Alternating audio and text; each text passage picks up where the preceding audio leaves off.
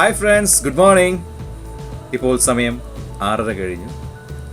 അങ്ങനെ നീണ്ട നാളത്തെ ഒരു സ്വപ്നം സഫലീകരിക്കാനായി ഞങ്ങളിതാ ദുബായിലെ മറീനയിലേക്ക് സഞ്ചരിച്ചു കൊണ്ടിരിക്കുകയാണ്, ഷെയ്ഖ് സൈദ് റോഡിലൂടെ. മറ്റൊന്നുമല്ല, ദുബായിൽ തന്നെ ഒരു അഡ്വഞ്ചറസ് ആക്ടിവിറ്റി ആയിട്ടുള്ള ഡീപ് സീ ഫിഷിങ്ങും ഡൈവിങ്ങും എന്താണെന്ന് അറിയാനായിട്ടുള്ളൊരു മോഡ്, ഒരു വൈബിലേക്ക് കടക്കാനായിട്ട് ഞങ്ങൾ പോകുന്നത്. ഞങ്ങളൊരു 10 പേരുണ്ട്. 10 പേർക്ക് അവിടെ റോയൽ ബ്ലൂ യോട്ട്സിൻ്റെ യോട്ട് ബുക്ക് ചെയ്തിട്ടുണ്ട് ഓൾറെഡി. അത് 10 പേർക്ക് ഓൾമോസ്റ്റ് 1400 ദിറംസ് ആണ് പേയ്മെൻ്റ് ആയിട്ടുള്ളത്. അപ്പോൾ ഞങ്ങളിപ്പോൾ ദുബായ് മറീനയിലേക്ക് എത്തിക്കൊണ്ടിരിക്കുന്നു. യോട്ട്സ് പാർക്കിംഗ് ഏരിയയിലോട്ടാണ് നമ്മളിപ്പോൾ പോയിക്കൊണ്ടിരിക്കുന്നത്. നമ്മുടെ ട്രാവലിംഗ് ഏജൻ്റായിട്ടുള്ള റോയൽ ബ്ലൂ യോട്ട്സിൻ്റെ ഗൈഡിനെ തപ്പിയാണ് നമ്മൾ നടക്കുന്നത്.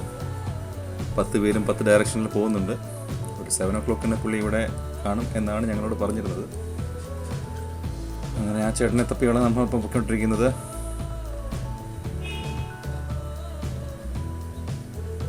ദുബായിയുടെ തന്നെ ഒരു ലക്ഷൂറിയസ് ഫേസ് ആണ് ഇപ്പോൾ കണ്ടുകൊണ്ടിരിക്കുന്നത്. നമുക്ക് ദേറ, നൈഫ്, ബർദുബായ് മുതലായുള്ള ദുബായിലെ മറ്റ് സ്ഥലങ്ങൾ നമുക്കറിയാം, കൺജസ്റ്റഡ് ആയിട്ടുള്ള.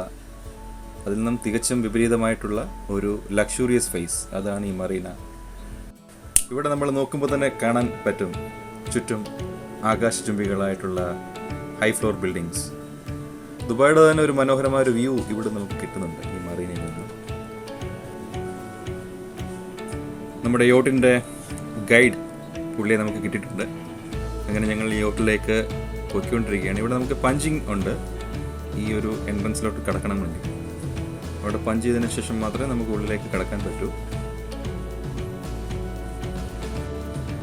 ഇപ്പോൾ എൻ്റെ മുമ്പിൽ പൊയ്ക്കൊണ്ടിരിക്കുന്ന വ്യക്തി എന്ന് പറഞ്ഞാൽ ഞങ്ങളുടെ കൂട്ടത്തിലെ ഏറ്റവും എനർജറ്റിക് ആയിട്ടുള്ള ഒരാളാണ്. അയ്യോ എന്ന സ്നേഹപൂർവ്വം ഞങ്ങൾ വിളിക്കുന്ന ഞങ്ങളുടെ സ്വന്തം അയ്യോ ഭാവിയായിട്ടുള്ള അയ്യോ അൻഷാദ്. ഇതാണ് എൻട്രൻസ്, യോട്ടിലേക്ക് കടക്കാനായിട്ടുള്ള എൻട്രൻസ് ആണിത്. സോ എല്ലാവരും ഞങ്ങളിത് ഇതുവഴിയാണ് എൻ്റർ ചെയ്യുന്നത് യോട്ടിലേക്ക് പോകാനായിട്ട്. എല്ലാവരുടെ കയ്യിലും അത്യാവശ്യം വേണ്ട വെള്ളം, ജ്യൂസസ്, ബ്രെഡ് ആൻഡ് സാൻഡ്വിച്ചസ്, അതുപോലെ തന്നെ ഗ്രില്ല് ചെയ്യാനായിട്ട് എന്തെങ്കിലും കരുതിയിട്ടുണ്ട്. അവിടെ എങ്ങനെയാണെന്നുള്ളത് ഞങ്ങൾക്ക് അറിയില്ല. സോ എല്ലാം ഒരു സെറ്റപ്പ് കയ്യിൽ കരുതി വെച്ചിട്ടുണ്ട്. ബാക്കി സ്ക്രീനിൽ കാണാം എന്നുള്ള പ്രതീക്ഷയിൽ. ഇവിടെ പലതരത്തിലുള്ള യോട്ട്സ് 2 സൈഡിലും പാർക്ക് ചെയ്തിട്ടുണ്ട്. അതിൽ നമുക്ക് പോകേണ്ട യോട്ട് ഏതാണെന്നുള്ള ഒരു അന്വേഷണത്തിലാണ് ഞങ്ങളിപ്പോൾ. ഗൈഡിങ്ങിനെ മുന്നിൽ നടക്കുന്നുണ്ട്. സോ ഏതാണ് ഞങ്ങളുടെ യോട്ട് എന്ന് അറിയാനായി ആകാംക്ഷയോടുകൂടി മുന്നോട്ട് നടക്കുന്നു.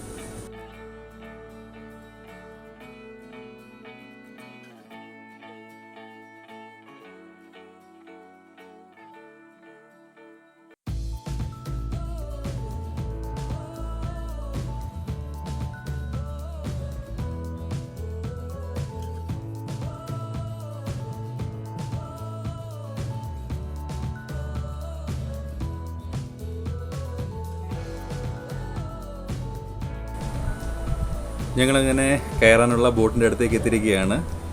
അസിമുട്ട് 43 ഫീറ്റ് എന്ന് പറയുന്ന ഒരു കമ്പനിയുടെ ഒരു ബോട്ടാണ്. പേര് നോർത്ത് സ്റ്റാർ എന്നാണ് അതിൻ്റെ പേര്.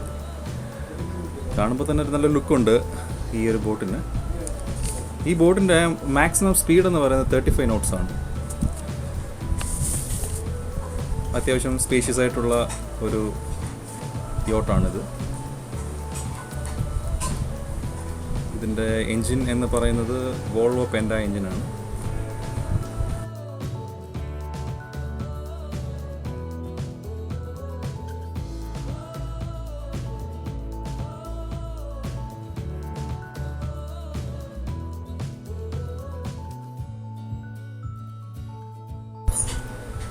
ബോട്ടിൻ്റെ ഉള്ളിലേക്ക് കിടക്കുമ്പോൾ നമുക്ക് അത്യാവശ്യം സ്പേഷ്യസ് ആയിട്ടുള്ള ഒരു ലിവിങ് ഹോളുണ്ട്. ഒരു 8-10 പേർക്ക് സുഖമായിട്ടിരിക്കാം. താഴത്തെ ഡെക്കിലോട്ട് പോകുമ്പോൾ നമുക്കൊരു ബെഡ്റൂമുണ്ട്. ഒരു ലക്ഷൂറിയസ് ബെഡ്റൂം തന്നെയാണെന്ന് പറയാം. നല്ലൊരു ഫാമിലിക്കൊക്കെ വന്നു കഴിഞ്ഞാൽ അത്യാവശ്യം നല്ല രീതിയിൽ എൻജോയ് ചെയ്തിട്ട് പോകാം. കണ്ടില്ലേ, നല്ല ഒരു ലക്ഷൂറിയസ് റൂമാണത്, ഒരു മാസ്റ്റർ ബെഡ്റൂം. നമുക്കിനി പുറത്തെ കാഴ്ചകളിലേക്കൊന്ന് കടന്നാലോ. പുറത്തെന്ന് പറഞ്ഞാൽ ചെറിയൊരു പാസേജ് ഉണ്ട്. ആ പാസേജ് വഴി നോക്കുമ്പോൾ നമുക്ക് മുകളിലൊരു സീറ്റിംഗ് ഏരിയ, അപ്പർ ഡെക്കിൽ ഒരു വിശാലമായിട്ടുള്ളൊരു സീറ്റിംഗ് ഏരിയ ഉണ്ട്. നമുക്ക് റസീനും സഹീറും എല്ലാം ഇവിടെ തന്നെ ഉണ്ട്. മുന്നിലൊരു കുറച്ച് സ്പേഷ്യസ് ആയിട്ടുള്ള ഏരിയ ഉണ്ട്. നമുക്ക് ഫോട്ടോ എടുക്കാനായിട്ടെല്ലാം അവിടെ അലൗഡ് ആണ്. പക്ഷേ നമ്മുടെ ബോട്ട് പതുക്കെ ഇങ്ങനെ മൂവ് ചെയ്ത് തുടങ്ങിയിട്ടുണ്ട്. ബോട്ടിൻ്റെ അപ്പർ ഡെക്കിൽ കൺട്രോൾ റൂം എന്ന് പറയുമ്പോൾ ചെറിയൊരു പോക്കറ്റ് റൂമാണത്. അവിടെ സ്റ്റിയറിംഗ് ഒക്കെ പിടിച്ചുകൊണ്ട് നമ്മുടെ സ്ട്രാങ് ഉണ്ട്. ചുറ്റും മൊത്തത്തിൽ മറീനയുടെ ഒരു അമ്പരചുംബികളായിട്ടുള്ള കെട്ടിടങ്ങൾ മാത്രമാണുള്ളത്. യോട്ട് പാർക്കിംഗ് സ്റ്റേഷൻസ്, പലതരത്തിലുള്ള വ്യത്യസ്തമായിട്ടുള്ള യോട്ട്സ്. മിസ്റ്റർ ഷമീർ അഹമ്മദ് പല ഫോട്ടോ പോസസിലാണെന്ന് തോന്നുന്നു.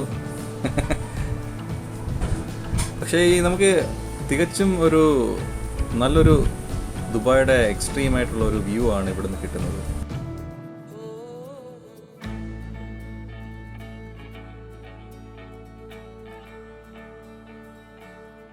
Safety is very important. അതാണ് നമ്മുടെ ഇപ്പോൾ കാണുന്നത്. നമ്മുടെ ഹെൽപ്പറായിട്ടുള്ള മനു വന്ന് ഷമീറിനും സഹീറിനും ഓരോ ജാക്കറ്റ്സ് കൊടുത്തിട്ട്, കാരണം അവർ ഫ്രണ്ടിലല്ല ഇരിക്കുന്നത്. സോ അവരുടെ സേഫ്റ്റി എന്ന് പറയുന്നത് വളരെ ഇമ്പോർട്ടൻ്റ് ആണ്. ഫോട്ടോ എടുക്കുകയാണെങ്കിൽ തന്നെ സേഫ്റ്റി പ്രിക്കോഷൻസ് എല്ലാം എടുത്തിട്ട് വേണം നമ്മൾ ഇതെല്ലാം ഫോട്ടോ എടുക്കാനായിട്ട്. ബോട്ടിങ്ങനെ മൂവിങ്ങിലാണ്. നമ്മൾ ആ ലൊക്കേഷനിൽ നിന്നും നമ്മൾ ഡീപ് സീയിലോട്ട് മൂവ് ചെയ്തുകൊണ്ടിരിക്കുകയാണിപ്പോൾ. ടീം മെമ്പേഴ്സായിട്ടുള്ള നിഹാസും അൻഷാദും നമ്മുടെ മനുവിനോട് കാര്യങ്ങളൊക്കെ ചോദിച്ച് മനസ്സിലാക്കിക്കൊണ്ടിരിക്കുകയാണ്.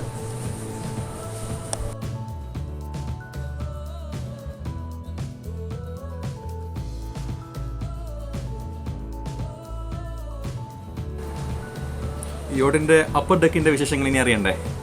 നമ്മൾ അപ്പർ ഡെക്കിലോട്ട് മൂവ് ചെയ്യുമ്പോൾ ഇവിടെ എല്ലാവരും ഇരിപ്പുണ്ട്. ഗ്ലിജു, റസീൻ, മുനീർ, ഷാഫി, ഷമീർ എല്ലാവരും നമ്മുടെ സ്ട്രാങ്ക് ചേട്ടനുമായിട്ട് കുശലാന്വേഷണങ്ങൾ പറഞ്ഞുകൊണ്ടിരിക്കുകയാണ്. ഇതിൻ്റെ ബോട്ടിൻ്റെ സ്റ്റിയറിംഗ് വീലാണ്. ഇതിന് പുള്ളി അത് കൺട്രോൾ ചെയ്തിട്ട് അതിൻ്റെ സ്പീഡ് എങ്ങനെ ഇൻക്രീസ് ചെയ്യാം എന്നുള്ളത് കാണിച്ചു തരികയാണ് ഈ യോട്ടിൻ്റെ.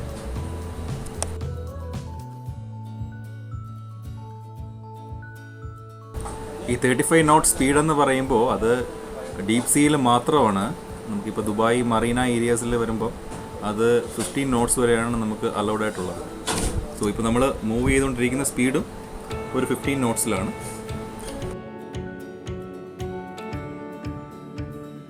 നമ്മുടെ ക്യാപ്റ്റൻ അഥവാ സ്ട്രാങ്ക് എന്ന് പറയുന്ന ഈ ചേട്ടൻ്റെ പേര് രംഗനാഥൻ എന്നാണ്. പുള്ളി തമിഴ്നാട്ടിലെ നാഗപട്ടണം സ്വദേശിയാണ്.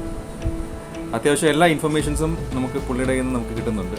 നമുക്ക് എക്സ്പീരിയൻസ് ഇല്ലാത്തതുകൊണ്ടും കടലിൽ ഡീപ് സീയിൽ പോകുമ്പം അത്യാവശ്യം അറിഞ്ഞിരിക്കേണ്ട എന്തൊക്കെ കാര്യങ്ങളാണെന്നുള്ളതിനെക്കുറിച്ചും വ്യക്തമായിട്ടൊരു പിക്ചർ പുള്ളി നമുക്ക് പറഞ്ഞു തരുന്നുണ്ട്.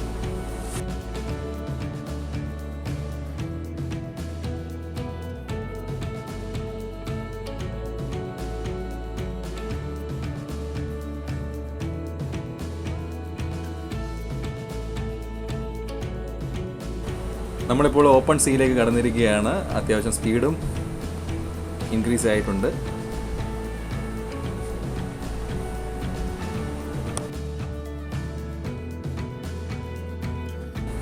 നമുക്കിനി കുറച്ച് നേരത്തേക്ക് കടലിൻ്റെ മനോഹാരിത ആസ്വദിച്ചുകൊണ്ടിരിക്കാം.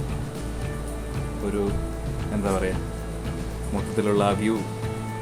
ഡീപ് സീ ഫിഷിംഗ് അല്ലെങ്കിൽ ഡീപ് സീയിൽ നമ്മൾ ബോട്ടിംഗ് ചെയ്യുമ്പോൾ നമുക്ക് കിട്ടുന്നൊരു ടെറിഫിക് എക്സ്പീരിയൻസ് ആണ് ഇപ്പോൾ നമ്മൾ എൻജോയ് ചെയ്തുകൊണ്ടിരിക്കുന്നത്.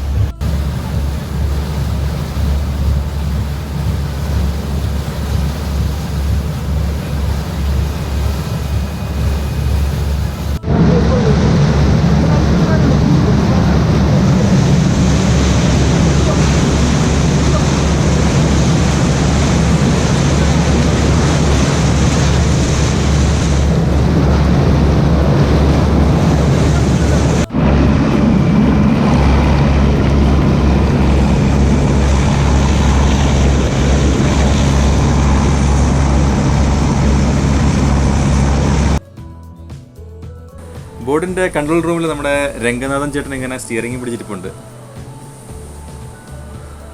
ഇത് വലിയ പാടുള്ള പരിപാടി അല്ലെന്നാണ് തോന്നുന്നത്, പുള്ളിയുടെ സ്റ്റിയറിങ്ങിലുള്ള ആ ഒരു ഹാൻഡ്ലിംഗ് ഒക്കെ കണ്ടിട്ട്.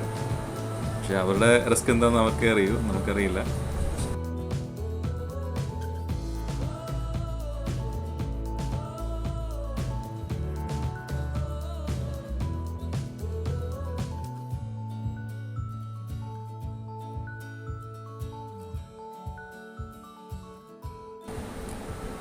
ലിവിങ് ഹാളിലെ കാഴ്ചകളാണ് നമ്മളിപ്പോൾ കണ്ടുകൊണ്ടിരിക്കേണ്ടത്. അത്യാവശ്യം സ്പേഷ്യസ് ആയിട്ടുള്ള സീറ്റിംഗ് ഏരിയാസ്. മാസ്റ്റർ ബെഡ്റൂമിൻ്റെ അടുത്ത് തന്നെ നമുക്കൊരു ചെറിയൊരു ബെഡ്റൂം കൂടിയുണ്ട്, 2 പേർക്ക് കിടക്കാൻ പറ്റുന്ന. മുനീർ ബ്രോ അവിടെ എൻജോയ് ചെയ്യാണ്. 2 പേർക്ക് അത്യാവശ്യം കിടക്കാൻ പറ്റുന്ന രീതിയിലുള്ള ഒരു ചെറിയ ബെഡ്റൂം നമ്മുടെ മാസ്റ്റർ ബെഡ്റൂമിൻ്റെ അടുത്ത് തന്നെയാണ്. അതിനോട് ചേർന്ന് തന്നെയാണ് നമ്മുടെ വാഷ്റൂം ഉള്ളത്. അത്യാവശ്യം നീറ്റ് ആൻഡ് ടൈഡി ആണ്, കുഴപ്പമില്ല, വലുതായിട്ട് സ്പേഷ്യസുമാണ്. മാസ്റ്റർ ബെഡ്റൂമിൽ നിഹാസ് നിസാർ ഇങ്ങനെ ഉറങ്ങിപ്പോയെന്ന് തോന്നുന്നു, ആ ഒരു ഷേക്ക് കൊണ്ടായിരിക്കാം. ഈ മാസ്റ്റർ ബെഡ്റൂമിൽ അത്യാവശ്യം നമുക്ക് നമ്മുടെ അത്യാവശ്യം വേണ്ട സാധനങ്ങളൊക്കെ വെക്കാനുള്ള കബോർഡ്സും കാര്യങ്ങളൊക്കെ ഉണ്ട്. ഈ വിൻഡോസ് വഴി നമുക്ക് പുറത്തെ കാഴ്ചകൾ വേണമെങ്കിൽ ആസ്വദിക്കാം.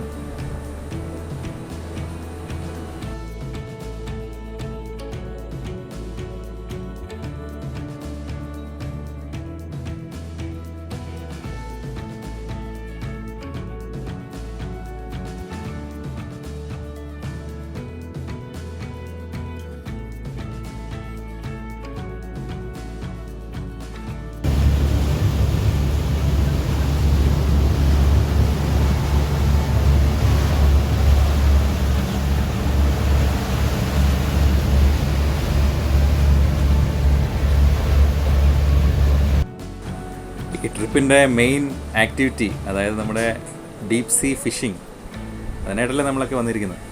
അപ്പോൾ അതിൻ്റെ ഒരു പ്രിപ്പറേഷനിലാണ് നമ്മുടെ സ്വാങ് ചേട്ടൻ. ബോട്ടിൻ്റെ എൻജിൻ റൂം ഓപ്പൺ ചെയ്തിട്ട് അതിൻ്റെ അകത്താണ് പുള്ളി നമ്മുടെ ഫിഷിംഗ് റോഡ്സും മറ്റ് ആക്സസറീസ് എല്ലാം വെച്ചിരിക്കുന്നത്.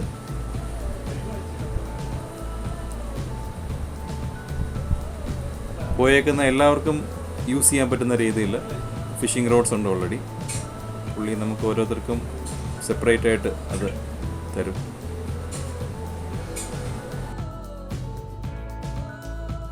നമുക്ക് എല്ലാവർക്കും ആവശ്യമായിട്ടുള്ള ഫിഷിംഗ് റോഡ്സ് നമ്മുടെ ചേട്ടൻ ഈ എൻജിൻ റൂമിൻ്റെ അകത്തുനിന്ന് പുറത്തേക്ക് എടുത്ത് വെച്ചുകൊണ്ടിരിക്കുകയാണ്.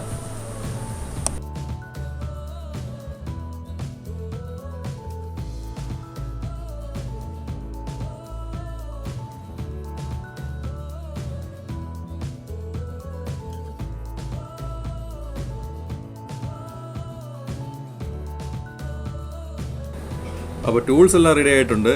ഇനി ഇതിലോട്ടുള്ള സാധനം അറ്റാച്ച് ചെയ്യുക എന്നുള്ളൊരു കാര്യമാണുള്ളത്. ഇതിന് കൊടുക്കുന്നത് കണവയാണെന്ന് തോന്നുന്നു. കണവയാണ് പുള്ളി ഇതിലോട്ട് കുരുത്ത് തരുന്നത്. അതെ, നമ്മുടെ നാട്ടിലൊക്കെ കിട്ടുന്ന കണവ, അത് ചെറിയ പീസാക്കിയിട്ട് പുള്ളി ഓരോരോ ചൂണ്ടയിൽ ഇങ്ങനെ കുരുത്ത് തരും. നമ്മളത് കുരുക്കേണ്ട ആവശ്യമൊന്നുമില്ല, പുള്ളി തന്നെ നമുക്ക് കുരുത്ത് തരും. ചൂണ്ടയെല്ലാം റെഡി ആയിട്ടിരിക്കുന്നുണ്ട്. ഇനി സാധനം അങ്ങോട്ട് ഇട്ടാൽ മാത്രം മതി. ഒരു കൊമ്പൻ സ്രാവിനെ കിട്ടുമെന്നുള്ളൊരു പ്രതീക്ഷയിലാണ് ഞങ്ങളെല്ലാം ഇവിടെ ഇപ്പോൾ ചൂണ്ടയിട്ടുകൊണ്ടിരിക്കാൻ പോകുന്നത്. ഇനി അത് കിട്ടുമോ ഇല്ലയോ എന്നുള്ളത് നമുക്ക് അടുത്ത എപ്പിസോഡിൽ കാണാം. ദൈവമേ, മിന്നിച്ചേക്കണേ.